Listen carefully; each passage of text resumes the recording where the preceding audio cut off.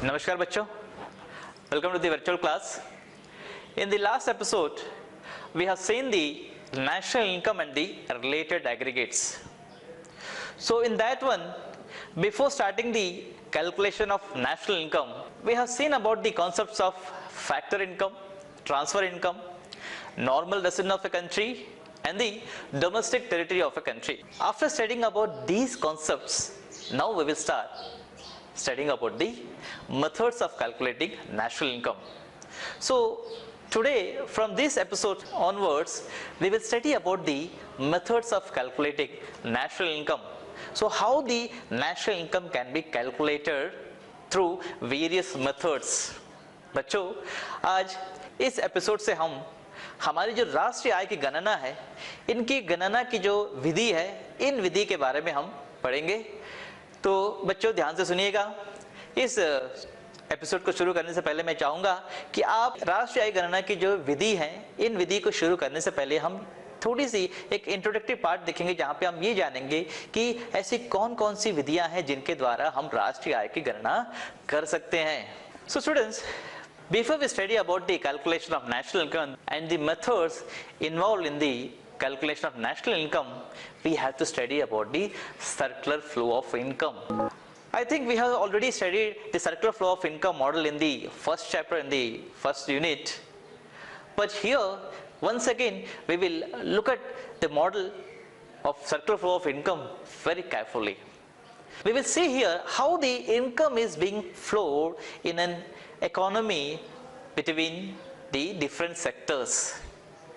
So here what we can see that we have three important economic activities, that is the production of goods and services by the producing units, and after the production of goods and services, the generation of income as the factor incomes, as the production of goods and services is being done with the help of all the factors of production, that is land, labor, capital and the entrepreneur. When these factors of production are involved in the production process, again these factors are being paid in the form of factor incomes, that is the land gets the rent, labor gets the compensation of employees, capital is being paid as interest, and the entrepreneurial skills which are being utilized by the producing units are being paid in the form of profit. So in the next step what we can see that these factors are getting the income by the way of producing goods and services, that is the income generation. And at last what we can see that in the third step, the disposition of or the expenditure of incomes on the purchase of goods and services. So whatever the income earned by these factors of production, again this income is being spent on the purchase of goods and services in the economy. So students, look at the diagram carefully. From this diagram we will try to understand how the flow happens in the economy.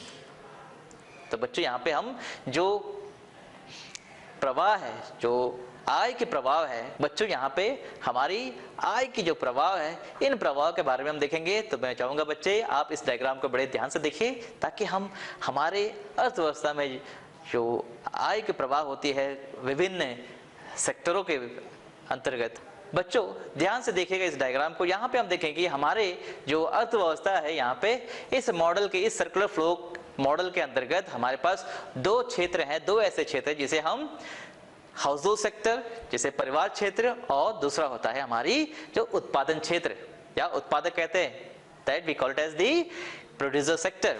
So what we can see here, first of all we will see the household sector. As we all know that household sectors are the owners of all the factors of production. So when these household sectors supplies the factors of production to the producer sector for the production of goods and services, you can see here the factors of production is being supplied to the household sector, to the producer sector. So when these factors are being supplied to the producer sector by the household sector, in return by the process of production process, these factors of production produces the goods and services. And what we can see here, the producer sector supplies the goods and services to the household sector.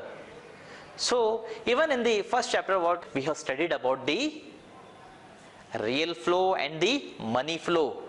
So the flow which is being happen here, that is the supply of factors of production to the producer sector from the household sector, and the final goods and services produced by the producer sector are being supplied to the household sector. So this flow which is happen in between the both the sectors are being called as what?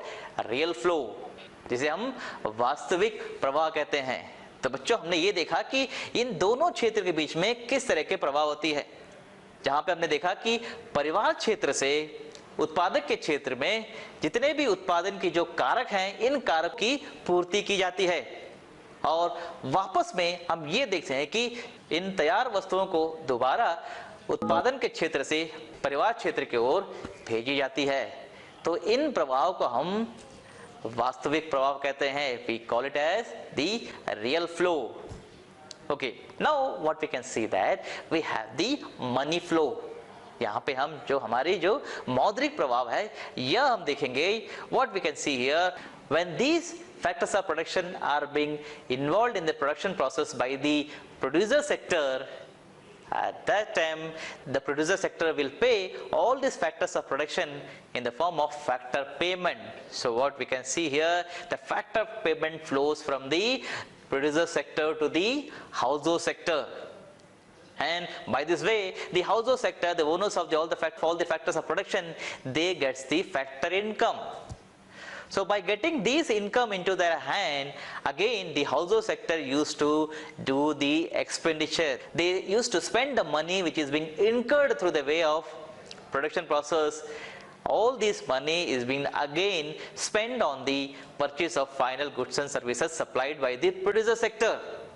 So this circular flow of money again happens between the producer sector to the household sector by the way of factor payment, and again by the way of expenditure. At the consumption expenditure, we can see that the household sector used to spend the money, whichever the money incurred by the way of production process are being again spent to the producer sector.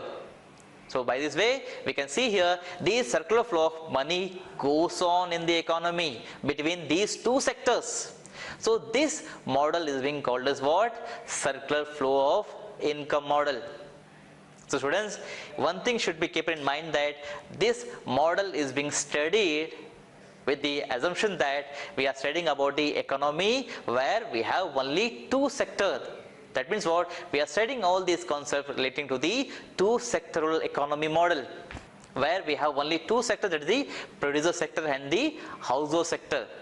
So by this way we can very easily understand the circular flow of income in the economy. So how the money flows from one sector to the another. After studying the circular flow model of income, now we will try to understand the three phases of economic activities. So all the three economic activities which are being carried out in the economy, so that can be studied with the help of the diagram. Look at the diagram carefully. Students, as I told you earlier, that we will study about the economic model, that is the circular flow of income, and the three economic activities model in the economy, where we assume that we are studying about the two sectoral economy, which includes the producer sector and the household sector. And one more thing we need to assume, that there is no saving. So according to this model, whatever the income which is being earned by the household sector are being completely spent as the consumption expenditure. So based on these assumptions only, we are studying the circular flow of income and the three phases of economic activity in the economy. So now, according to this model, we can see here we have a three phases of economic activity. So now look at the first phase. In the first phase, what we can see here the production of goods and services is being done by the producer sector.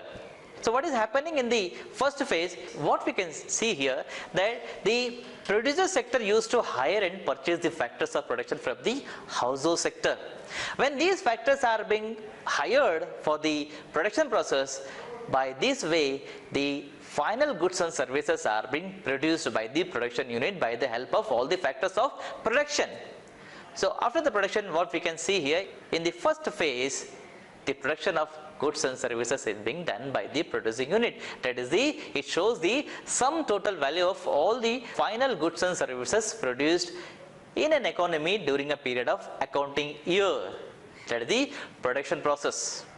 So after the production process, now we will move to the second phase, that is the generation of income in the way of compensation of employees, rent, interest and profit given by the firms to the factors of production.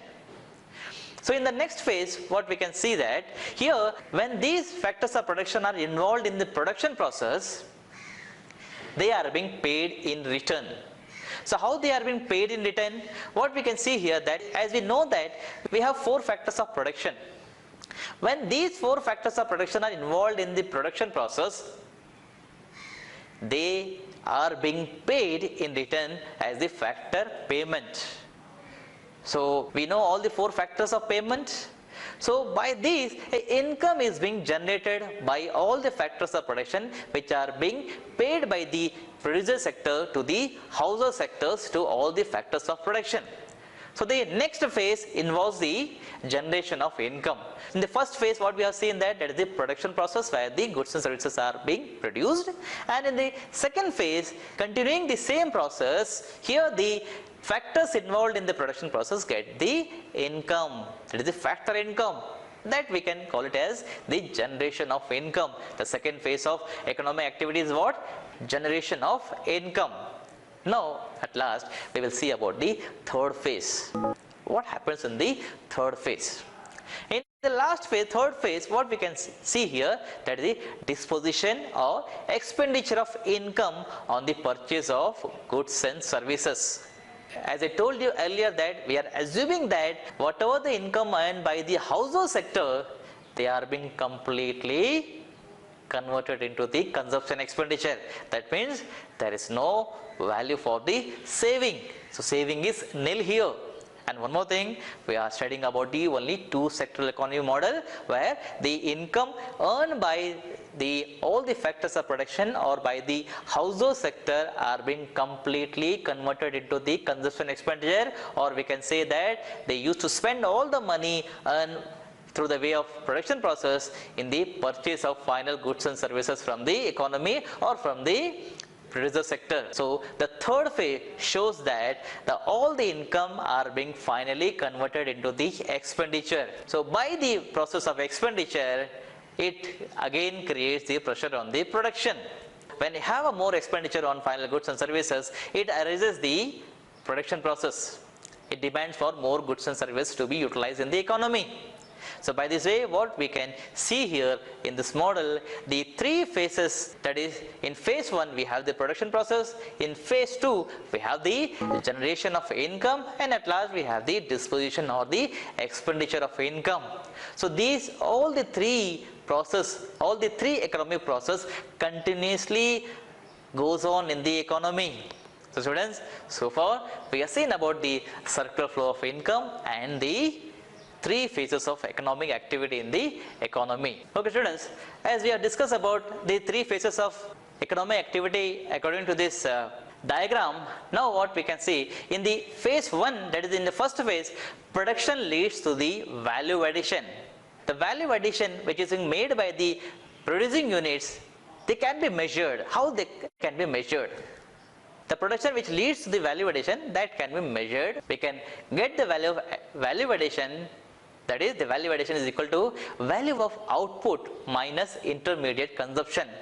When the value of intermediate consumption is being subtracted from the value of output, we get the market value of final goods and services. So that can also be called as what? Domestic income. So how we can calculate the value of output? So the value of output can be calculated by getting the value of sales plus change in stock. So by getting the value of sales and the change in stock, we get the value of output. And at last, with the value of output, we used to subtract the value of intermediate consumption. So by this way, the value of domestic product is being calculated. That can be said to be the value of GDP at market price, or it can be said to be the gross value added at market price. Okay, in the second phase, the value added is distributed among those who contributed to the process of value addition. That is, there are the factors of production, that is land, labor, capital and the entrepreneur. So it is logically enough to understand that the entire value added, that is the domestic product, is being again distributed among the owners of factors of production, that is the household, by the way of the rent, interest, profit and the compensation of employees. So this gives the value of the factor income. So what we can see here in the phase 2, the value added is converted into the factor income, so that value added is equal to the income generated, or at last we can call it as the domestic income. So that is the value added is equal to income generated or the domestic income. Now look at the third phase. Here the household spends the entire income on the purchase of final goods and services. So again we can see here that the domestic income is converted into the final expenditure, that is the expenditure on purchase of final goods and services. So here the domestic income will be equal to the expenditure on the purchase of final goods and services. This is because all the income is converted into the expenditure, as I have said earlier, that we are studying with the assumption that all the income earned by the household sector are being spent as the consumption expenditure. So these are the three phases of economic activity, and based on these three economic activity, we will find the three methods of calculating the national income in an economy. Okay students, based on the three phases of economic activity in two-sector economy model, what we can find that the value added is equal to the income generated, and that is equal to the expenditure. So what we can see here, the three values, that is the value addition, income generation and the expenditure. These three values are equal, and this is called as triple identity. So the triple identity suggests that the domestic income or national income can be viewed from three different angles. So what are they? In the first one, as the sum of value added by all the producing units in the economy. The producing units are primary sector, secondary sector and the tertiary sector during an accounting year. So this is the sum total of market values on the final goods and services. And the second identity says that it is the sum total of the factor income generated in the economy during a period of an accounting year. And at the last, in the last identity, what we can see here, it is the sum total of the expenditure on the final goods and services produced in the economy during an accounting year. So these triple identity shows that how the value addition will be equal to the income generation, and again it will be equal to the expenditure. So far we have very clearly seen that how these three triple identity are interrelated and they are equal in the value. So students, based on this, again we can see the methods of calculating the national income. So students, according to the concept of triple identity, here when we view these domestic and national income from three different angles, according to that we can name these methods of calculating national income in three ways. That is, in the first one we call it as production method, or it can be said to be the value added method. So in this method we will try to calculate the national income with the help of getting the final values of all the final goods and services produced in the economy during an accounting year. Secondly, we have the income method, as we have seen in the three-phase economic model where we have income generation in the second phase. So based on that we can calculate the national income by income method. So in this method we will try to calculate the sum total of all the factor income and by the factors of income during the process of production during an accounting year. And at last we have the expenditure method. So this method suggests that we will calculate the national income by getting the values of money spent on the purchase of final goods and services in the economy during an accounting year.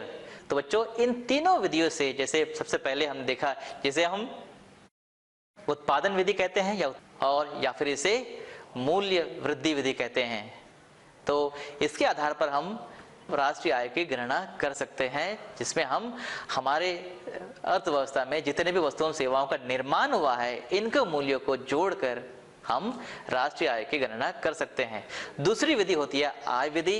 आय विधि में हमारे जितने भी उत्पादन के कारक हैं, इन कारकों के द्वारा जितने भी आय उत्पादन या आय प्राप्त की गई है उत्पादक क्षेत्र से, इनके योग को जोड़कर भी हम राष्ट्रीय आय की गणना कर सकते हैं, जिन्हें हम आय विधि कहते हैं।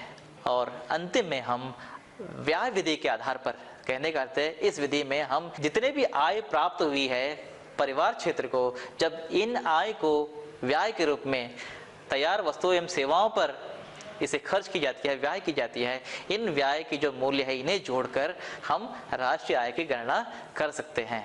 तो बच्चों, यह हो गई हमारी 3 विधियां जिसके आधार पर हम हमारी राष्ट्रीय आय या फिर जिन्हें हम घरेलू आय कहते हैं, इनके मूल्य को ज्ञात करना आसान है। So students, these are the 3 basic methods of calculating national income in an economy. Students, we have missed the concept of nominal national income and the real national income in the previous episode. So look at the presentation carefully, where we will study about the meaning of nominal income and the national income. Here I will explain about the real and the nominal national income in detail with some relevant concepts. National income can be estimated at current price and constant price. If it is expressed at current price, it is called as nominal national income. When it is calculated at the base year price or at constant price, it is called as the real national income. Let's first discuss with the nominal national income. It is the total money value of goods and services produced in a country during a year expressed at the current prices. Current year price is the price prevailing during the year of estimation. So here the nominal national income is calculated by multiplying the value of Q into P. Q is the quantity of final goods and services produced during an accounting year, and the value of P is the price prevailing during the accounting year. With the above equation, we can say that the national income will increase when there is an increase in Q at P remaining constant, or when increase in P can be seen where Q remaining constant. When there is an increase in national income due to increase in Q when P remaining constant, that is called as the real increase in national income. If the national income increases due to the increase in the P, then it is said to be the monetary increase in national income or the nominal increase in national income. The increase in the nominal national income doesn't have any significance. This only creates the money illusions. Now we will see what is real national income. Here the national income is expressed in terms of a base year price index. So what is base year? Base year is the year when production, price level of all are within a normal range. We can express the value of real national income as the product of Q into P star, that is Q into P star. Here Q is the quantity of goods and services produced during an accounting year, and P star is the price prevailing during the base year. From the above equation, we can see that the increase in the national income is increases only when there is an increase in the quantity, as the base year, that is P star, is always constant. So when there is increase in the real national income in the economy, there is a increase in the final goods and services in the economy. The nominal national income and the real national income can be converted by using the price index. The price index of base year will always be 100. So the equation is the real national income will be equal to the national income of the current year into base year price index divided by current year price index into 100. Let's take an example. If we take the base year as 2010 and want to estimate the national income at 2015. So the current year is 2015. Suppose the national income at current year price is equal to rupees 30,000 crores and the current year price index is 120, whereas the base year price index is always 100. Then we can very easily estimate the real national income by using the following formula. National income for the current year into base year price index divided by current year price index multiplied with 100. Here the real national income will be equal to the national income for the current year into base year price index divided by the current year price index, that is equal to 30,000 into 100 divided by 120, that gives 25,000 crore as the real national income. Okay, after seeing the conversion, now we will look at the GDP deflator. So GDP deflator is the ratio between the GDP at current price and the GDP at constant price. It shows the change in GDP due to change in price level. So the value of GDP deflator can be expressed as the GDP at current prices divided by the GDP at constant price multiplied with 100. So students, that's all for today. Based on today's learning, I have given some homework. I hope you can do this homework very easily, and in case of any doubt, you can contact us.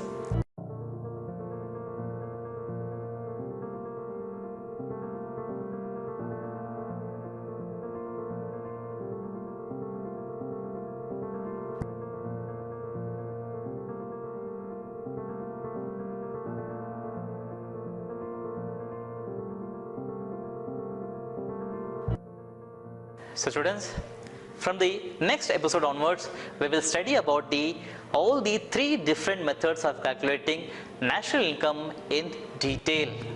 Until then, keep learning, stay safe. Namaskar.